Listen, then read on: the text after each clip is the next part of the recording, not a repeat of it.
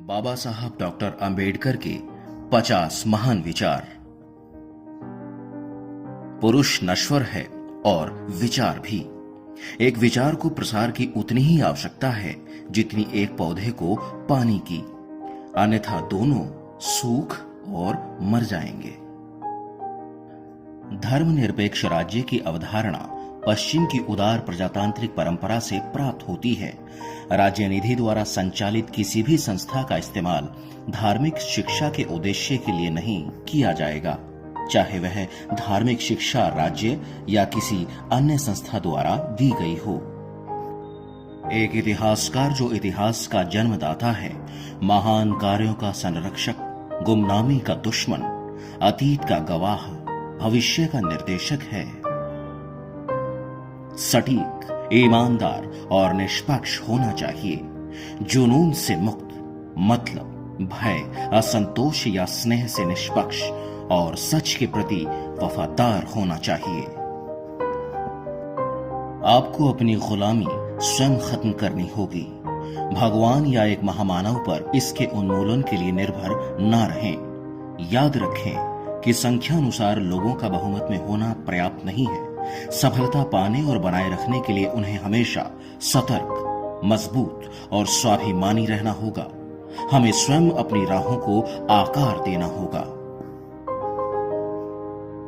हिंदू धर्म में विवेक, कारण और स्वतंत्र सोच के विकास के लिए कोई गुंजाइश नहीं है। धर्म अंतर्निहित मूल विचार व्यक्ति के आध्यात्मिक विकास के लिए एक माहौल बनाने के लिए है। इस स्थिति में यह स्पष्ट है कि आप हिंदू धर्म में अपने व्यक्तित्व का विकास नहीं कर सकते हैं। मेरी राजनीति का आधार इस प्रस्ताव में निहित है कि अछूत हिंदुओं का एक उपविभाजन या उपधारा नहीं है और वे भारत के राष्ट्रीय जीवन में एक अलग और विशिष्ट तत्व हैं। लोकतंत्र सरकार का एक रूप नहीं है, बल्कि सामाजिक संगठन का एक रूप है। लोग और उनके धर्म का न्याय सामाजिक नैतिकता के आधार पर सामाजिक मानकों के द्वारा किया जाना चाहिए। किसी अन्य मानक का कोई अर्थ नहीं है। यदि मैंने संविधान का दुरुपयोग होते पाया तो इसे सबसे पहले जलाने वाला मैं होऊंगा। मैं संविधान को व्यावहारिक मानता हूं। यह लचीला है और इतना मजबूत भी कि यह राष्ट्र को शांतिकाल और युद्ध दोनों समय में एक साथ रख सकता है। वास्तव में अगर मैं ऐसा कहूं कि अगर नए संविधान के तहत कुछ गलत हुआ तो इसका कारण यह नहीं होगा कि हमारे पास एक बुरा संविधान था। हमें यह कहना होगा कि मनुष्य बुरा था। समानता एक कल्पना हो सकती है, लेकिन फिर भी एक शासकीय सिद्धांत के रूप में इसे स्वीकार करना चाहिए। जीवन लंबा होने की बजाय महान होना चाहिए। एक सफल क्रांति के लिए वहां असंतोष पर्याप्त नहीं है। राजनीतिक और सामाजिक अधिकारों की न्याय, आवश्यकता और महत्वता का एक गहरा और पूरी तरह से दृढ़ विश्वास होना आवश्यक है। अधिकार तभी वास्तविक है जब उपाय उनके साथ हैं। यदि पीड़ित व्यक्ति को अपने अधिकारों पर हुए आक्रमण पर सहारा लेने के लिए कोई कानूनी उपाय नहीं है तो ऐसे अधिकार देने का कोई लाभ नहीं है। लोकतंत्र केवल सरकार का एक रूप नहीं है। यह मुख्य रूप से संयुक्त संप्रेषित अनुभव के जुड़े रहने की एक विधा है। यह अनिवार्य रूप से हमारे साथी मनुष्यों के प्रति सम्मान और श्रद्धा का एक दृष्टिकोण है। जहां कानूनी अर्थों में कोई गुलामी नहीं है, वहां भी यह स्थिति उत्पन्न होती है। जाति व्यवस्था के रूप में यह पाया जाता है कि कुछ लोग निर्धारित आजीविकाओं पर जाने के लिए मजबूर हैं, जो उनकी अपनी पसंद नहीं है। इतिहास से पता चलता है कि जहां नैतिकता और अर्थशास्त्र संघर्ष में आते हैं, जीत हमेशा अर्थशास्त्र की होती है। निहित स्वार्थों को स्वेच्छा से वापस लेने के लिए कभी नहीं जाना गया है, जब तक कि उन्हें मजबूर करने के लिए पर्याप्त बल न हो। हर मनुष्य के जीवन का एक दर्शन होना आवश्यक है। हर किसी के पास एक मानक होना आवश्यक है जिसके द्वारा वह अपने आचरण को माप सके तथा दर्शन कुछ और नहीं बल्कि मापने के लिए एक मानक है। भारतीय आज दो अलग अलग विचारधाराओं से संचालित होते हैं। उनके राजनीतिक आदर्श संविधान की प्रस्तावना में निहित स्वतंत्रता, समानता और भाईचारे के एक जीवन की पुष्टि करता है। उनके धर्म में समाहित उनके सामाजिक आदर्श इससे इनकार करते हैं। जिस प्रकार पानी की एक बूंद समुद्र में मिलकर अपनी पहचान खो देती है, उसके विपरीत समाज में रहकर मनुष्य अपनी पहचान नहीं खोता। मनुष्य का जीवन स्वतंत्र है। वह सिर्फ समाज के विकास के लिए पैदा नहीं हुआ है बल्कि उसके स्वयं के विकास के लिए हुआ है। बौद्ध धर्म के मौलिक सिद्धांत स्वतंत्रता, समानता और भाईचारा है। बौद्ध धर्म शूद्रों का धर्म कहा जाता था। केवल एक ही व्यक्ति था जिसने अलगाववाद और अस्पृश्यता के खिलाफ अपनी आवाज उठाई और वे बुद्ध थे। हमें यह स्वीकार करना शुरू करना होगा कि भारतीय समाज में दो बातों का पूर्ण अभाव है। इनमें से एक समानता है। सामाजिक स्तर पर एक भारत ऐसा है जो श्रेणीबद्ध असमानता के सिद्धांतों पर आधारित है। इसका अर्थ कुछ के लिए पदोन्नति और कुछ के लिए गिरावट है। आर्थिक स्तर पर हमारे पास एक समाज है जिसमें कुछ के पास विशाल खजाना है जबकि ज्यादातर घोर गरीबी में रहते हैं। जाति के विनाश की दृष्टि से संतों के संघर्ष का समाज पर कोई प्रभाव नहीं था। एक व्यक्ति के मूल्य स्वयं सिद्ध और स्वयं स्पष्ट हैं। यह उसे भक्ति करने से नहीं आए हैं। संतों ने इस बात को स्थापित करने के लिए संघर्ष नहीं किया। इसके विपरीत उनके संघर्ष का दलित वर्ग पर बहुत अस्वस्थ प्रभाव पड़ा है। इसने ब्राह्मणों को उन्हें चुप कराने का बहाना दे दिया है कि अगर वे सम्मान पाना चाहते हैं तो उन्हें चोखा मेला का दर्जा प्राप्त करना होगा। यह शरारत हिंदू शास्त्रों द्वारा प्रचारित की गई कि उच्च वर्गों की सेवा करके शूद्र मोक्ष को प्राप्त करता है। अस्पृश्यता गुलामी की एक और पदवी है। कोई जाति अपने आत्म सम्मान को नष्ट करने से नहीं उठ सकती है।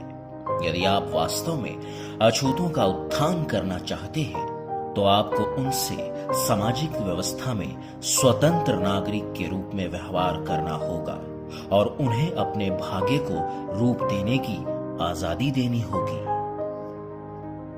मैं भगवत गीता में प्रतिपादित हिंदू सामाजिक दर्शन को नकारात्मक रूप में अस्वीकार करता हूं। मेरे फैसले में यह कपिल के दर्शन की एक क्रूर विकृति है जो सांख्य दर्शन के त्रिगुण पर आधारित है और जिसने जाति व्यवस्था की वर्गीकृत असमानता को हिंदू सामाजिक जीवन का कानून बनाया है। संवैधानिक नैतिकता एक प्राकृतिक भावना नहीं है, यह अभी लाई जानी है। हमें यह महसूस करना होगा कि हमारे लोगों को अभी भी सीखना है। भारत में लोकतंत्र भारतीय जमीन पर सिर्फ एक परत है जो अनिवार्य रूप से अलोकतांत्रिक है। मनुष्य नश्वर है। हर किसी को कभी न कभी मरना है, लेकिन मनुष्य को अपने जीवन में आत्म सम्मान के महान आदर्शों को समृद्ध बनाने और स्वयं के जीवन को बेहतर बनाने का फैसला करना होगा। हम दास नहीं हैं। एक बहादुर व्यक्ति के लिए आत्म सम्मान से रहित जीवन जीने की तुलना में और अधिक शर्मनाक कुछ नहीं है। भारत में भक्ति या भक्ति मार्ग या नायक भक्ति राजनीति में जो हिस्सा अदा करती है वह दुनिया के किसी भी अन्य देश की राजनीति के मुकाबले अतुल्य है। धर्म में भक्ति आत्मा की मुक्ति के लिए एक मार्ग हो सकता है, लेकिन राजनीति में भक्ति या नायक भक्ति यकीनन क्षरण करने के लिए और अंततः तानाशाही करने के लिए एक मार्ग है। अस्पृश्यता ने अछूतों और हिंदुओं को बर्बाद कर दिया है और आखिरकार राष्ट्र को भी। यदि दलित वर्ग अपने आत्मसम्मान और स्वतंत्रता की प्राप्ति करे तो वह केवल अपनी खुद की प्रगति और समृद्धि के लिए ही नहीं, अपितु अपनी मेहनत, बुद्धि और साहस से राष्ट्र की शक्ति और समृद्धि के लिए भी योगदान करेगा। वर्तमान में अस्पृश्यता के कलंक का मुकाबला करने में अछूतों की जबरदस्त ऊर्जा को नष्ट होने से बचाना आवश्यक है। यह उनके द्वारा उनके पूरे देश में शिक्षा और संसाधनों के विकास को बढ़ावा देने के लिए लगानी होगी। जाति अंतरराज्यीय रात्रि भोज व अंतर जातीय विवाह के आवारा उदाहरणों द्वारा समाप्त नहीं की जा सकती। जाति मन की एक अवस्था है, यह मन की एक बीमारी है। हिंदू धर्म की शिक्षाएं इस रोग का मूल कारण है। हम जातिवाद का अभ्यास और अस्पृश्यता का पालन करते हैं क्योंकि हिंदू धर्म में ऐसा करने के लिए हमें निर्देश दिए गए हैं। एक कड़वी चीज को मिठाई नहीं बनाया जा सकता, किसी का भी स्वाद बदला जा सकता है, लेकिन जहर अमृत में नहीं बदला जा सकता। मुझे सबसे बड़ा झटका इस बात का है कि मेरा समुदाय अभी भी अपमान की स्थिति को इसलिए स्वीकार करता है क्योंकि जाति के हिंदू अब भी उन पर हावी हैं। आपको अपने स्वयं के बल पर भरोसा करना होगा। आप इस धारणा को झकझोर कर समाप्त कर दो कि आप किसी भी तरह से, किसी भी समुदाय से नीच हो। भारत में अल्पसंख्यकों ने राजभक्ति पूर्वक बहुमत के शासन को स्वीकार कर लिया है, जो मूल रूप से एक सांप्रदायिक बहुमत है और एक राजनीतिक बहुमत नहीं है। बहुमत को अपने कर्तव्य का एहसास करना है कि उसे अल्पसंख्यकों के खिलाफ भेदभाव नहीं करना है। अल्पसंख्यक रहेंगे या नहीं, यह बहुमत की इस आदत पर निर्भर करेगा।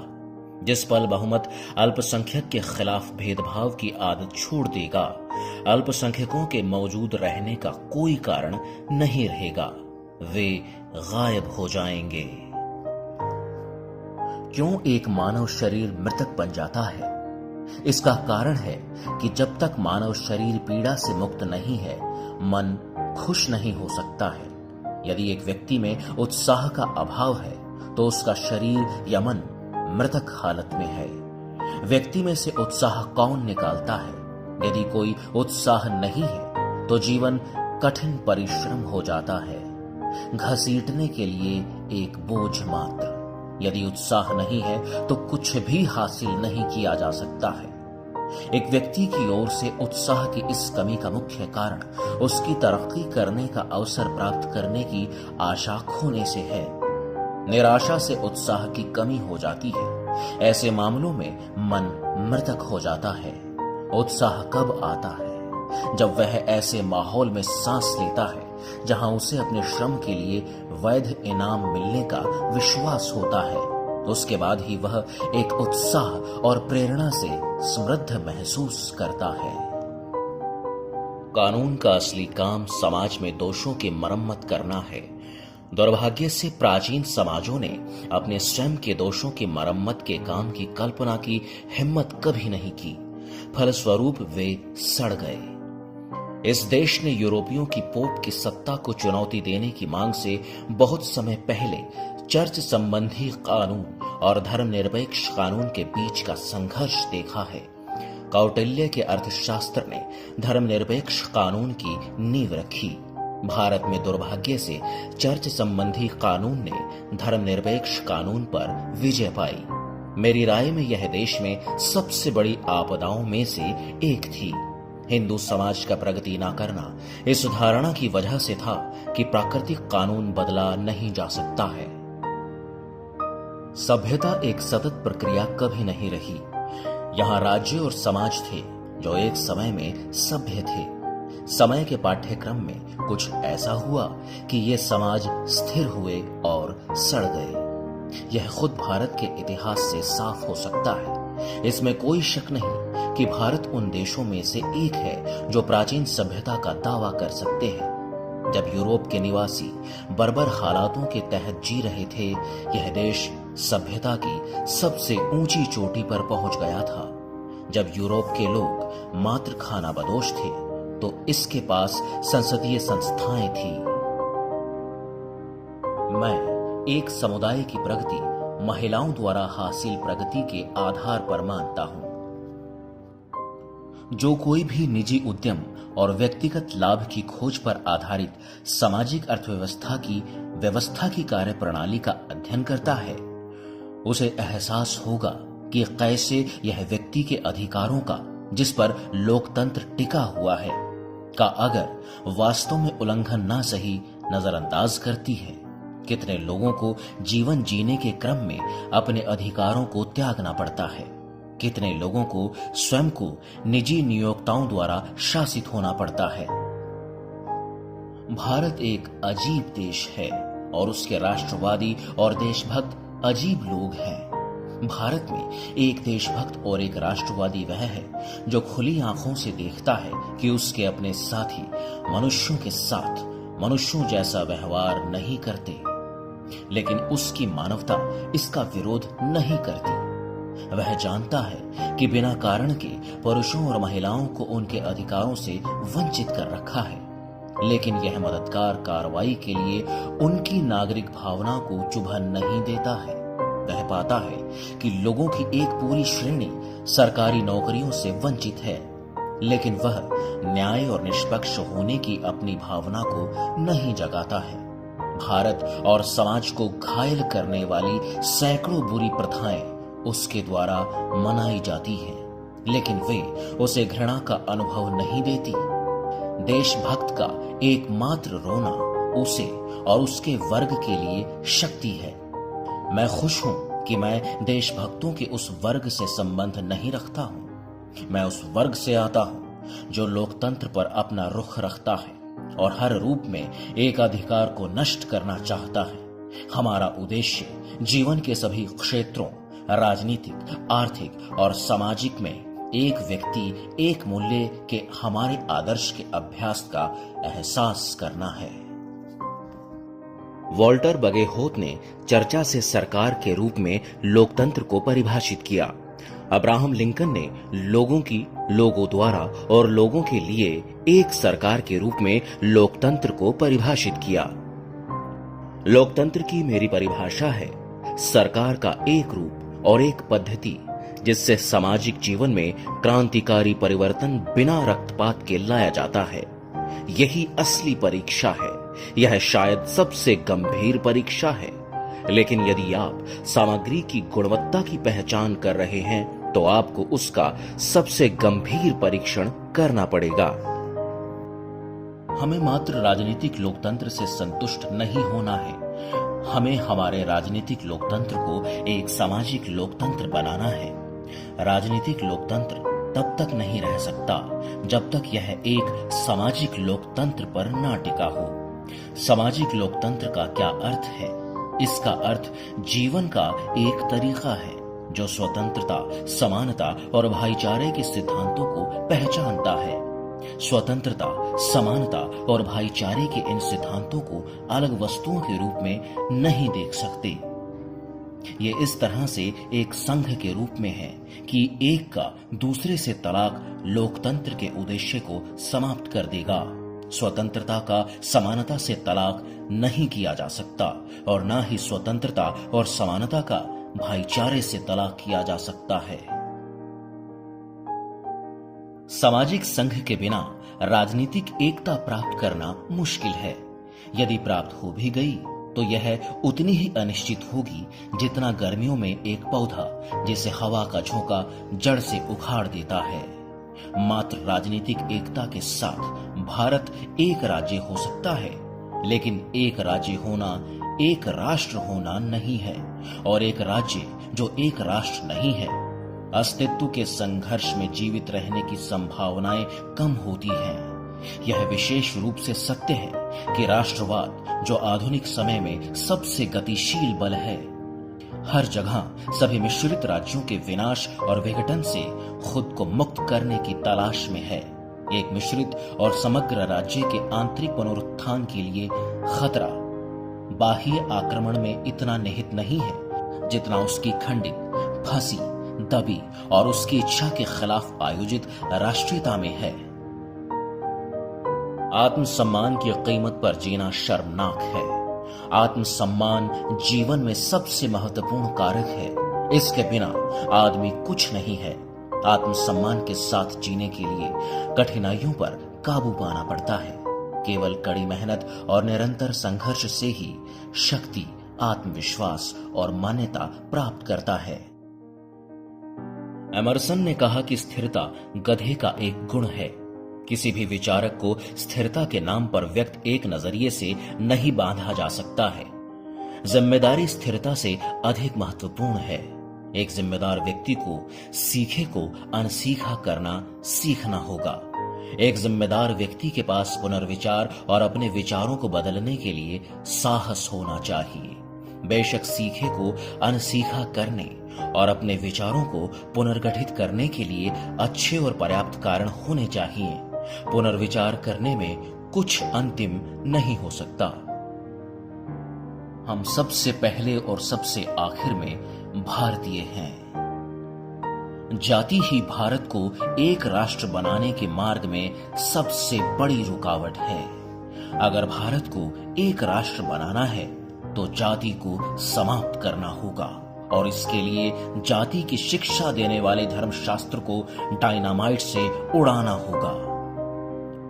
मुझे वह धर्म पसंद है जो स्वतंत्रता, समानता और बंधुत्व सिखाता है।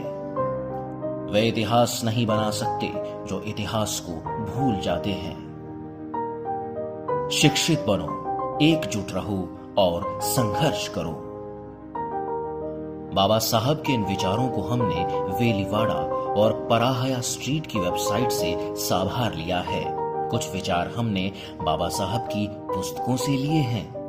अंग्रेजी से हिंदी में इसका अनुवाद मुकेश कुमार ने किया है।